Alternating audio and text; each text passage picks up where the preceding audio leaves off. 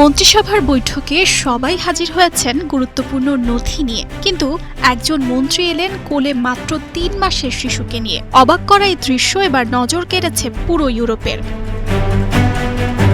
সম্প্রতি ইউরোপীয় ইউনিয়নের পরিবেশ বিষয়ক মন্ত্রীদের বৈঠকে নিজের ৩ মাস বয়সী ছেলে অ্যাডামকে সঙ্গে নিয়ে অংশ নেন সুইডেনের পরিবেশ মন্ত্রী রোমিনা পুরমোক্তারি। তার এমন পদক্ষেপ তাক লাগিয়ে দিয়েছে পুরো ইউরোপে। তার প্রশংসায় ভাসছেন অনেকে। বার্তা সংস্থা রয়টার্সকে দেয়া সাক্ষাৎকারে তিনি বলেন, একজন নারীকে যেন কখনোই মন্ত্রী হওয়া আর মা হওয়ার মধ্যে একটি বেছে নিতে না হয়।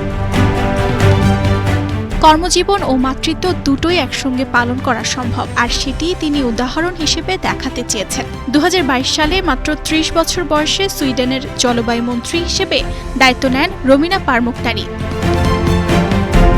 ইউরোপীয় ইউনিয়নের কর্মকর্তাদের মতে ইতিহাসে এই প্রথম কোনো শিশু ইইউ মন্ত্রীদের আনুষ্ঠানিক বৈঠকে অংশ নিল।